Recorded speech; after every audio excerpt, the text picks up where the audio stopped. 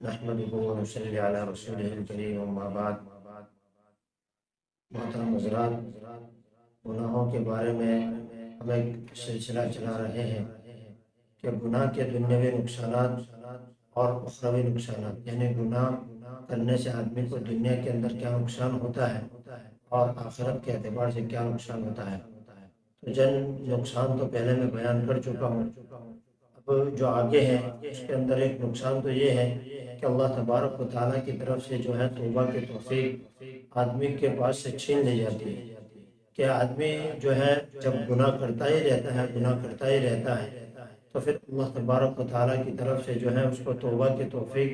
سلب ہو جاتی ہے، کیونکہ گناہ کرنے کی وجہ سے توبہ کا ارادہ جو ہے کمزور پڑ جاتا ہے، یہاں تک کہ توبہ کی بالکل توفیق نہیں رہتی اور آدمی کی بسا اوقات اسی حالت کے اندر موت آ جاتی ہے۔ اس لیے آدمی کو چاہیے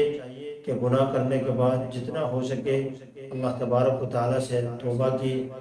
توفیق مانگ کر اللہ تبارک و تعالیٰ کے سامنے اپنے گناہوں کی معافی مانگ لے، تاکہ خدا نخواستہ اگر ایسی حالت میں موت آ گئی تو نہ جانے کیسے حالت کے اندر موت آئے گی، وہ ہمیں کچھ پتہ نہیں۔ اس لیے اللہ تعالیٰ سے ایمان کے اوپر خاتمہ بھی مانگنا چاہیے۔ اور علماء نے لکھا ہے کہ جو آدمی کبیرہ گناہوں کے اندر اور خاص طور پر جو گناہ چھپ چھپ کر بندہ کرتا ہے، اس کی وجہ سے موت کے وقت ایمان سلب ہو جانے کا خطرہ ہوتا ہے۔ اس لیے گناہ کا ایک نقصان یہ بھی ہے کہ توبہ کی توفیق آدمی سے چھین لی جاتی ہے، اور ایک نقصان یہ بھی ہے کہ گناہ کا احساس جو ہے وہ دل سے نکل جاتا ہے، کہ اس کی برائی اور اس کا جو ہے کہ میں نے گناہ کیا، اتنا احساس بھی آدمی کو پھر آدمی کے دل سے اندر جو ہے نکل جاتا ہے، اور اس کی پرواہ بھی نہیں ہوتی ہے کہ کوئی مجھے دیکھ لے گا، کہ کوئی مجھے دیکھنے کے بعد کیا کہے گا، اس کی کوئی پرواہ نہیں ہے۔ بلکہ آج کل تو عام ماحول ہو چکا ہے کہ آدمی گناہ کرنے کے بعد اپنے دوستوں کی محفل میں اپنے متعلقین سے اس کو بیان کرتے ہیں، حالانکہ حدیث پاک کے اندر آتا ہے، نبی کریم صلی اللہ علیہ وسلم کا ارشاد ہے کہ ہر گنہگار کی معافی کی امید ہے مگر اس گنہگار کی جو کھلم کھلا گناہ کرے۔ تو یہ بھی ایک اسی کے ضمن کے اندر آتا ہے کہ آدمی ایک تو گناہ کرتا ہے اور اوپر سے پھر فخر کے طور پر اپنے دوستوں وغیرہ کے اندر بیان کرتا ہے، حالانکہ خود اللہ تبارک و تعالیٰ نے تیرے اس گناہ کے اوپر اور تیرے اس عیب کے اوپر خود اللہ تعالیٰ نے ستارے کا معاملہ فرمایا، پردہ پوشی کا معاملہ فرمایا، اور تو خود اس کو پردہ دری کرنے بیٹھا ہے اور اپنے عیوب کو لوگوں کے سامنے جو ہے کھولتا ہے۔ تو یہ ڈبل گناہ ہوتا ہے، ایک تو آدمی گناہ کرتا ہے اور اس کو فخر کے طور پر جو ہے لوگوں کے سامنے بیان کرتا ہے، تو یہ پھر گناہ پہ گناہ ہو جاتا ہے۔ تو پھر آدمی کے دل کے اندر سے پھر جو ہے اللہ تبارک و تعالیٰ گناہوں کا احساس بھی مٹا دیتے ہیں، پھر آدمی کو گناہ کرنے کے بعد یہ احساس ہی نہیں ہوتا ہے کہ میں نے گناہ کیا اور اس کے اوپر مجھے توبہ کرنی چاہیے۔ تو گناہ کا ایک نقصان یہ بھی ہے کہ آدمی کے دل سے گناہ کا احساس ہی ختم ہو جاتا ہے۔ اور بہت بڑی بات ایک گناہ کے نقصان کے اندر ایک بہت بڑی بات ایک بزرگ نے لکھی ہے کہ دشمنان خدا سے مشابہت ہے، یعنی کوئی نہ کوئی گناہ اگلی قوموں کے اندر جتنی قوموں کے اوپر اللہ تبارک و تعالیٰ نے عذاب بھیجا، ان تمام قوموں کے اندر کسی نہ کسی گناہ سے کوئی نہ کوئی تعلق ہے۔ جیسے کہ لواطت ہے، یعنی مردوں کا مردوں سے خواہش پورا کرنا، یہ حضرت لوط علیہ السلام کی قوم کی عادت تھی اور یہ ان کا گناہ تھا، اور فرعون جس نے زمین کے اوپر ایک فساد برپا کر رکھا تھا، تو یہ بھی جو ہے ایک دشمن قوم یعنی خدا کے دشمن کے میراث ہی ہے۔ اور تکبر اور گھمنڈ کرنا، یہ جو ہے حضرت ہود علیہ السلام کے قوم کے اندر یہ بات موجود تھی۔ تو کوئی نہ کوئی گناہ دنیا کے اندر جتنے بھی گناہ ہیں، ان گناہ کا کنیکشن اور تعلق جو ہے وہ خدا کے دشمنوں کے ساتھ جڑا ہوا ہے۔ مطلب یہ ہے کہ گناہ کرنے والا آدمی یہ بتاتا ہے کہ میں کسی نہ کسی طرح ان قوموں سے اور خدا کے دشمنوں سے جڑا ہوا ہوں، اس لیے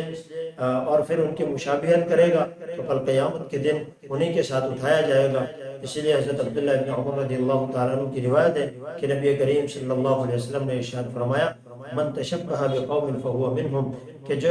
جس قوم کی وضاقت اختیار کرے گا وہ انہی کے ساتھ پھر قیامت کے دن اس کا حشر ہوگا۔ پھر گناہ کا سب سے بڑا نقصان دنیاوی اعتبار سے یہ ہے کہ اللہ تعالیٰ کی بارگاہ کے اندر ذلیل و خوار ہو جاتا ہے، اور جو بارگاہ الہی کے اندر ذلیل و خوار ہو گیا، پھر کون سا در ایسا ہے جس کے وہاں اس کو عزت ملے گی اور جس کو وہاں پہ اس کو پناہ ملے گی؟ ایسا کوئی در نہیں ہے، کیونکہ اللہ تبارک و تعالیٰ کا در ہی ایسا ہے کہ وہاں سے عزتیں بھی ملتی ہیں، رفتیں بھی ملتی ہیں، وہیں سے ذلتوں کے فیصلے بھی ہوتے ہیں۔ لیکن جب آدمی گناہ کے اندر برابر مصر ہوتا ہے اور برابر گناہ کرتا رہتا ہے تو اللہ تعالیٰ کے دربار کے اندر جو ہے وہ ذلیل و خوار ہوتا ہے۔ خود قرآن کریم میں اللہ تبارک و تعالیٰ نے فرمایا وَمَن يُهِنِ اللَّهُ فَمَا لَهُ مِن مُكْرِمٍ، یعنی جس کو اللہ تعالیٰ ذلیل کر دے پھر اس کو دنیا کی کوئی طاقت جو ہے وہ عزت نہیں بخش سکتی۔ چاہے دنیا کے اندر لوگ اس کے شر اور اس کے فساد کی وجہ سے یا اس کے دادا گیری کی وجہ سے اس کی عزت کرتا ہو، لیکن دل کے اندر ان کی عظمت نہیں ہوتی۔ عزت تو انہی لوگوں کی ہوتی ہے کہ ان اکرمکم عند اللہ اتقاکم، اللہ تعالیٰ کے نزدیک تمہارے اندر سے اللہ تبارک و تعالیٰ کے نزدیک سب سے محترم اور باعزت وہ ہیں جو متقی اور پرہیزگار۔ اس لیے اللہ تعالیٰ نے عزتوں کا کنیکشن بھی تقوی اور اطاعت و فرمانبرداری کے ساتھ رکھا ہے۔ گناہ کا ایک نقصان یہ بھی ہے کہ دوسری مخلوقات کی لعنت کا آدمی مستحق بن جاتا ہے۔ جیسے کہ قحط سالی ہوتی ہے تو چوپائے وغیرہ جانور وغیرہ اس کو جو ہے لعنت کرتے ہیں کہ تیرے گناہ کی وجہ سے، ابن آدم کے گناہ کرنے کی وجہ سے یہ قحط سالی کے اندر ہم مبتلا ہوئے ہیں، اور اللہ تبارک و تعالیٰ کی طرف سے یہ قحط سالی ہم پر مسلط کی گئی ہے۔ تو دوسری مخلوق جو ہے اس کا بھی آدمی لعنت کا مستحق بنتا ہے۔ تو یہ دنیا کے چند اور نقصانات ہیں گناہ کے، جس کے بارے میں آپ کو جاننا چاہیے، علماء سے اس کے بارے میں ہمیں رابطہ کرنا چاہیے،